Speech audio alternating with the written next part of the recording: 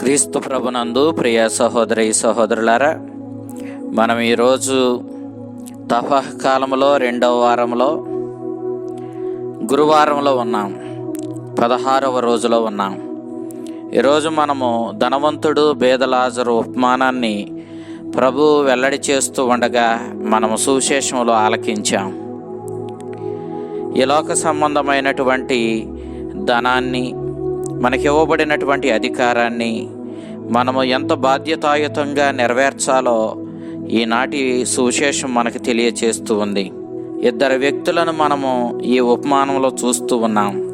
ఒకడు ధనవంతుడైతే రెండవ వాడు బేదలాజరు.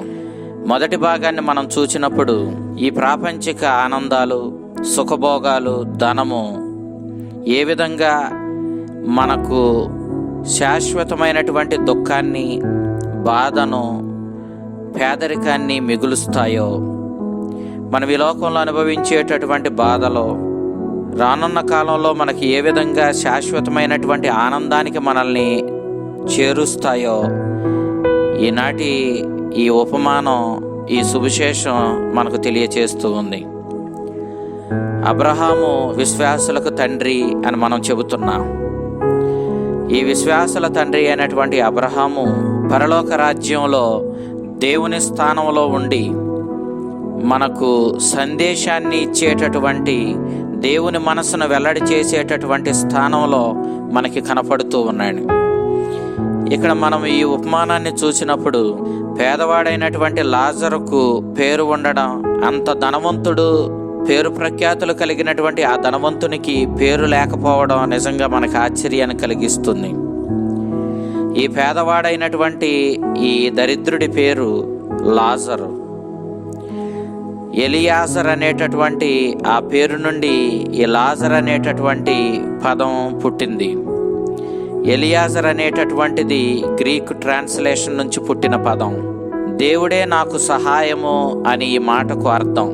ఈ ఉపమానంలో మొదటి భాగంలో ధనము, ఆస్తిపాస్తులు ఏ విధంగా రానున్న కాలంలో ధనవంతునికి శాపంగా మిగిలాయో, తాను అనుభవించినటువంటి పేదరికం, బాధలు రానున్న కాలంలో ఈ పేదవాడైన లాజరుకు వరంగా మారాయో మనకు వెల్లడి చేసి మనల్ని ఆశ్చర్యానికి గురి చేస్తాయి. 2వ భాగం మనం చూసినప్పుడు లాజరు ఈ కథలో మరుగున పడి, ధనవంతుడు అతడు విశ్వాసుల తండ్రి అయినటువంటి అబ్రహాముతో చేసినటువంటి సంభాషణ మనకి ముందుకు వచ్చి కనపడుతుంది. ధనవంతుడు ఎంతటి ఆవేదన పడుతున్నాడో ఇక్కడ మనకి ఒక ప్రక్క స్పష్టంగా తెలుస్తుంది. అంతేకాదు, అతడు తన యొక్క మిగిలిన 5 సోదరుల గురించి ఎంతగా తాపత్రయపడుతున్నాడో కూడా మనకు అర్థమవుతుంది.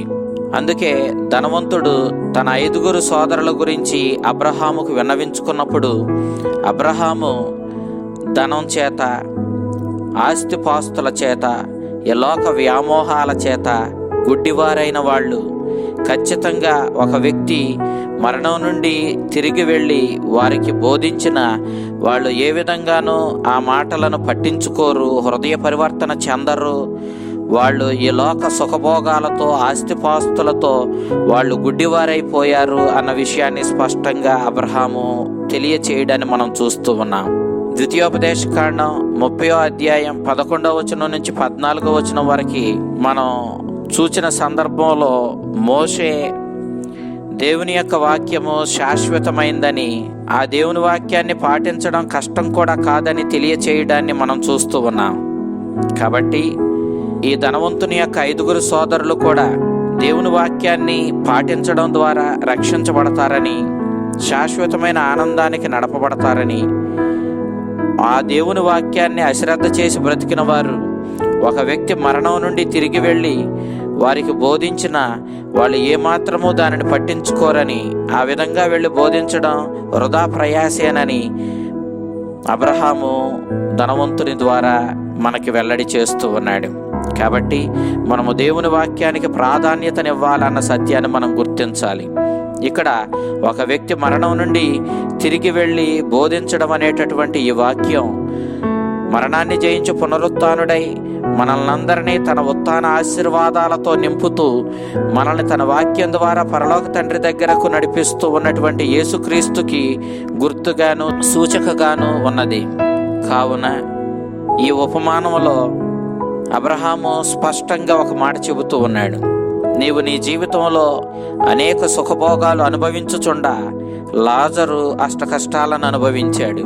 ఈనాడు లాజరు దేవుని సన్నిధిలో సుఖపడుతూ ఉండా నీవు అనేక కష్టాలను అనుభవిస్తున్నావు అని అన్నాడు. అనగా ఈ లోకంలో మనము సుఖాల వెనకాల పరిగెడుతూ ధన వ్యామోహంతో, పేరు ప్రఖ్యాతుల మీద, అధికారం మీద దాహంతో మనము దేవుణ్ణి అశ్రద్ధ చేస్తూ, ఆయన వాక్యాన్ని అశ్రద్ధ చేస్తూ, మనము ఆ ప్రభు యొక్క చిత్త ప్రకారం ఆయన అడుగుజాడల్లో జీవించడానికి, ఆయన వాక్యానుగుణంగా జీవించడానికి మనము అశ్రద్ధ చూపినట్లయితే తప్పకుండా మనం ఈ లోకంలో అనుభవించే ఈ క్షణికమైనటువంటి ఈ ఆస్తిపాస్తుల ఆనందాలు మనకి ఏ విధమైన మేలును చెయ్యలేవని, కాబట్టి మన ప్రాధాన్యత దేవుని మీదే ఉంచాలని, దేవుని చిత్తానికి, దేవుని వాక్యానికి ప్రాధాన్యతనిచ్చి మనము జీవించాలన్న సత్యాన్ని ఈనాడు ఈ ఉపమానం మనకు తెలియచేస్తూ ఉంది.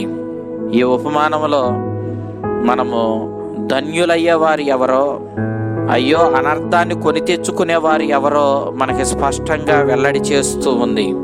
కాబట్టి మనము ఏ విధంగా జీవిస్తూ ఉన్నాం, మనం మరణిస్తే, మనం భూస్థాపితం చేయబడిన తరువాత లాజరుని తీసుకువెళ్ళడానికి స్వర్గం నుంచి దేవదూతలు వచ్చి అతన్ని తీసుకుని వెళ్ళి దేవుని సన్నిధిలో పరలోక రాజ్యంలో అబ్రహాము ఒడిలో ఉంచిన అంశము, ధనవంతుడు చనిపోగా అతడు భూస్థాపితం చేయబడి ఇదిగో అతడు పాతాళానికి వెళ్ళిన అంశము మనం చూసినప్పుడు ఈ లోకపు ధనము, ఈ లోకపు ఆస్తిపాస్తులు ఏ విధంగానూ మనకి మేలు చేయవని, పైగా ఇవన్నీ ఒక్కసారిగా తలక్రిందులయ్యి మనం అనుభవించిన సుఖభోగాలు రేపటి రోజున మనకు గడ్డు కాలాన్ని తీసుకుని వస్తాయని, కాబట్టి మన మనసు దేవునిపై, దేవుని వాక్యంపై, దేవుని చిత్తంపై నిలుపుకొని మనము ఎన్ని ఇబ్బందులైనా సహించి, ఎన్ని శ్రమలనైనా భరించి దేవుని కోసం, దేవుని రాజ్యపు విలువల కోసం జీవించి ఆ లాజరు వలె అబ్రహాము ఒడిలో, అనగా దైవరాజ్యపు వారసులమై ఆ రాజ్యాన్ని సొంతం చేసుకునే వ్యక్తులుగా మనము జీవించాలని నేటి పట్టణం మనల్ని కోరుతూ ఉంది.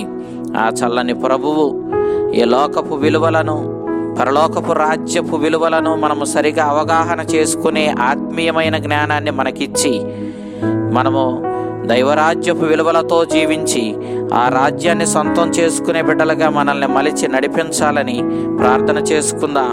ఆ చల్లని ప్రభు తన జ్ఞానంతో మనల్ని నింపి ఈ తపహ కాలంలో ఈ ప్రాపంచిక వ్యామోహాలను ప్రక్కన పెట్టి దేవునికి, దేవుని వాక్యానికి, దేవుని చిత్తానికి ప్రాధాన్యతనిచ్చి పరలోక రాజ్యపు విలువలతో జీవించి మన జీవితాన్ని ధన్యం చేసుకునేలా మనల్ని నడిపించాలని, ప్రేరేపించాలని కోరుకుందాం. ఆ చల్లని ప్రభు మిమ్ములను, మీ కుటుంబాలను దీవించునుగాక. ఆమెన్.